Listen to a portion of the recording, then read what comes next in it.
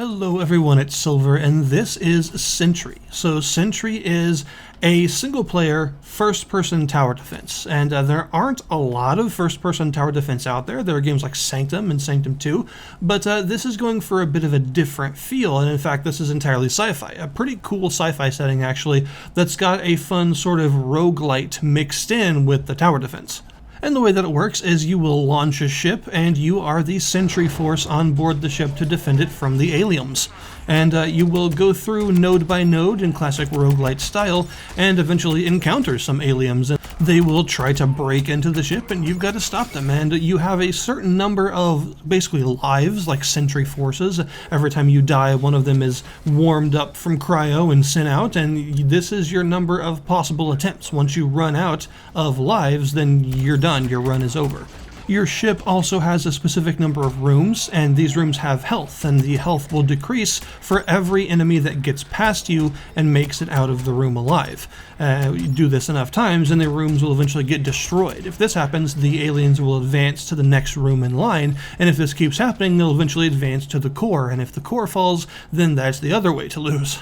And you also have a selection of weapons and gear and stuff that you'll be collecting. At first, you only have a very basic set of starting equipment, and you can bring it with you. You have a limited number of slots, and different pieces of gear will take these slots, so you can sort of fill them as much as possible to bring what you want with you. And these will be both the weapons that you actually fight with yourself, and also the defenses that you can put in various parts of the ship to help with the whole tower defense aspect.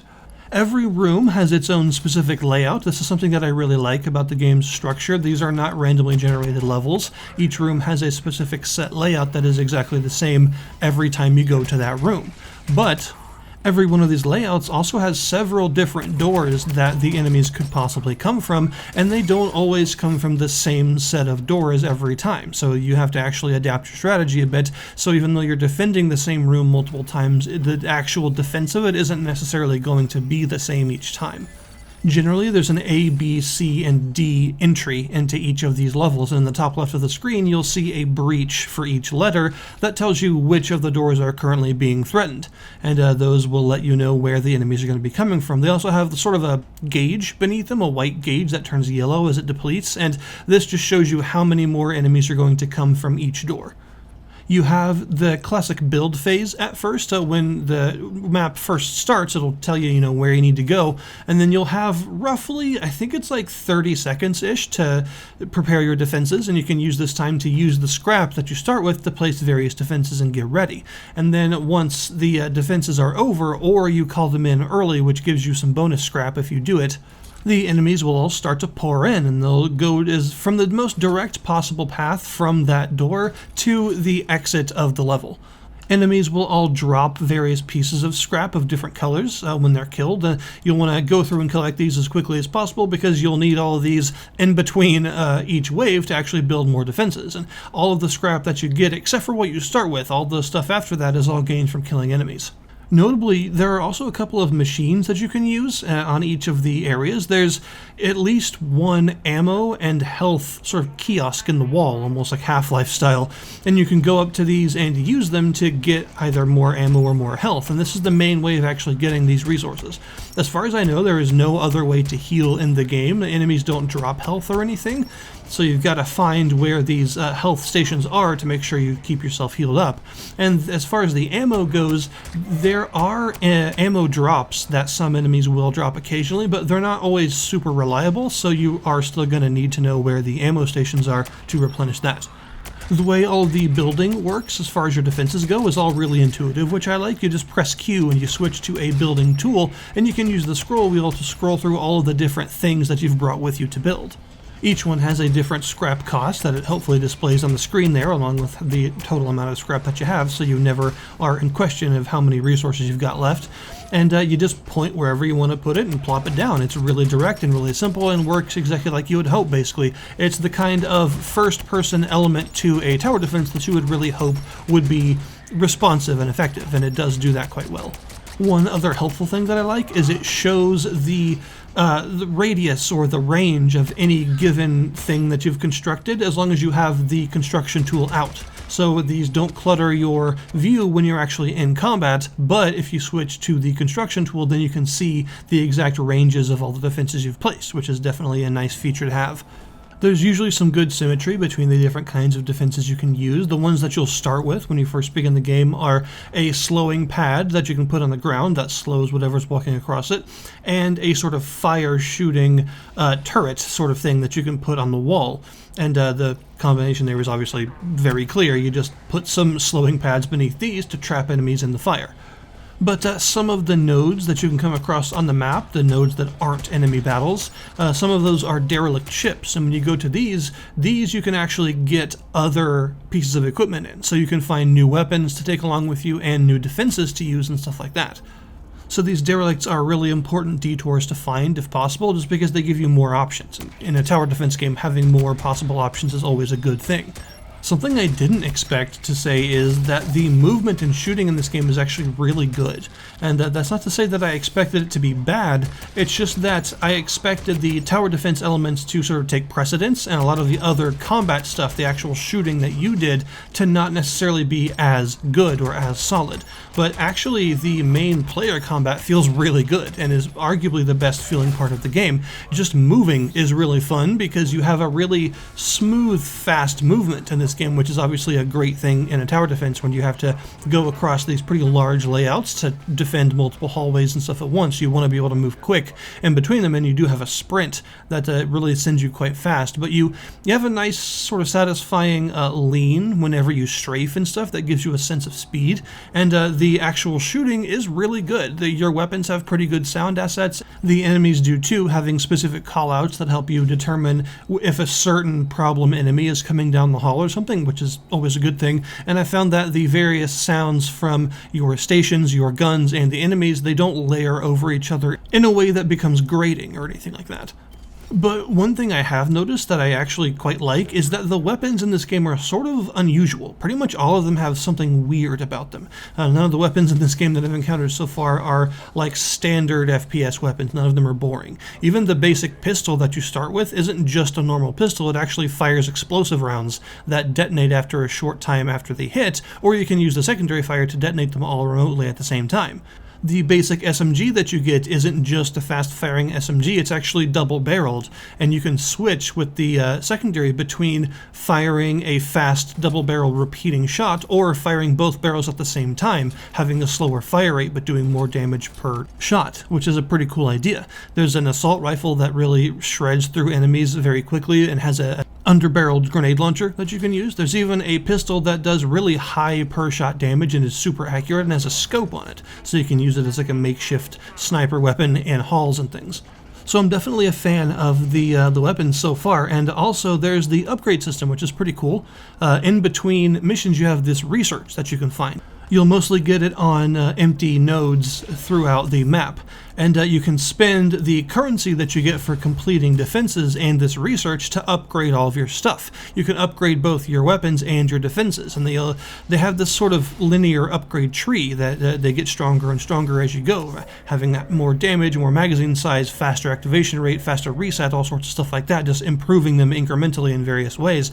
But the final upgrade for each of them is something special, something unique to that. So you might have the conveyor belt's final upgrade, which instead of just launching an enemy in whatever direction the conveyor belt is facing, it also puts a grinder wheel at the end of it so it damages them at the same time. Or you might have a frag grenade that you can take along with you as a deployable, and the final upgrade for that not only makes it stronger, but it also actually makes it set enemies around it on fire, so it becomes an incendiary frag grenade.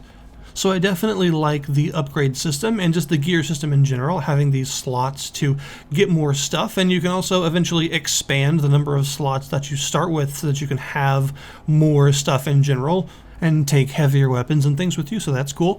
In terms of the early access, there are some things to discuss about its balance and its overall content and stuff, because hey, it's early access, that's the point. The first thing I would say is this game gets way too hard, way too fast. It ramps up like extremely difficult very quickly, especially when it starts introducing shielded enemies, enemies with energy shields. Once you get to that stage, everything just becomes so insanely hard that I don't know how you're supposed to get past it yet. Also, the room repair system is far too punishing in its current iteration. If a room gets damaged at all, you can repair it, and if it gets destroyed, you have to repair it, otherwise enemies will skip over it and go to the next room, which gets them closer to your core sooner, which you don't want. Repairing is very expensive. It costs 600 of this resource that you only get 400 for if you do an absolutely perfect no enemies through defense. However, it always takes 600 to repair a room, no matter how damaged it is. You could have let one enemy through so it's barely damaged, or it could be completely destroyed. Both rooms will take 600 to repair, and that's a little bit too much, I think. Also, there are moments where you have to have a room destroyed and you don't get a choice, because there are lots of combats where there are 2 enemy ships that come in, and you can only do one at a time, and the one that you don't choose will automatically destroy the room and move further into the ship, so you have to let a room get destroyed. So all this put together means that currently the way that the rooms are destroyed and get repaired just feels way too costly for how it works. And my other major problem with the way the game currently operates is it doesn't give the player enough information. It does tell you what doors the enemies are going to come from, but it doesn't give you their path. So you have to sort of guess what you think is the shortest path they're going to take. It doesn't show you, and I think it ideally really should, especially in some of the more complex rooms where you're looking for areas where the paths converge and stuff. It can be really hard to find these because it doesn't actually show you what path the enemies are going to take, and ideally that's information that the player should really be given. That's the kind of thing that even in other first-person tower defenses is pretty much always shown to the player, and for a very good reason. And the other thing that's usually shown to the player is the composition of enemy waves, but this game does not tell you that. So you might want to know in advance that a whole bunch of flying enemies are about to come through that door, and you're going to have to deal with them separately from your defenses because your defenses aren't set up for flying enemies, but it doesn't actually tell you that, so you have to figure it out in mission and just sort of respond as quick as you can. So I definitely think there are moments where the player could be given more information that would be very useful and wouldn't decrease the difficulty of the game to an extent that would make it like not challenging anymore. These are just important things for the player to know that they really should be told, I think.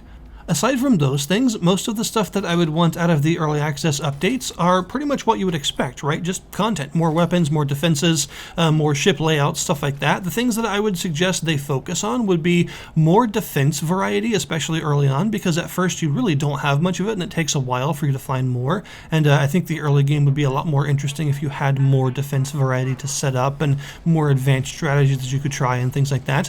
I would also eventually, this is definitely something that would happen later down the line, because it involves a lot more design, but I would eventually like to see more kinds of ships that you could select so that each ship would have its own layout of rooms and its own specific types of rooms, so that defending each one would be a bit different and have their own levels and stuff. That's definitely something that I would like to see when it came closer to the full release of the game.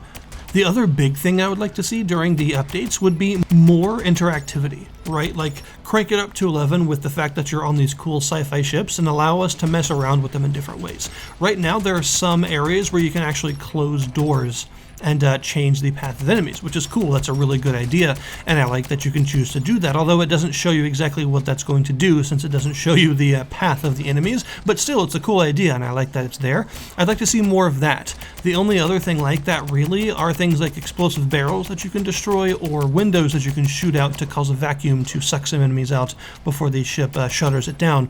Stuff like that is a really cool idea, I think, and giving us more optional interactive stuff that can help us out, energy cannons that are in place somewhere, or energy grids that we can trigger at certain times, and all sorts of stuff like that. Just really go nuts with the sci-fi cool ship elements to give us a lot of interactive stuff to mess with. I think that would be a really good idea. So overall, I think Sentry in its current state is a bit content sparse, but it is a really good start with a lot of polish and some really satisfying combat. So I think it'll develop into a really solid first-person tower defense, and I have a good feeling about the ideas that they've put forth in the roadmap and stuff in terms of where they're going to steer this. So if you would like to check the game out for yourself, I'll put the link in the description below this video to the Steam store page for Sentry. Thank you guys very much for watching, and I'll see you next time.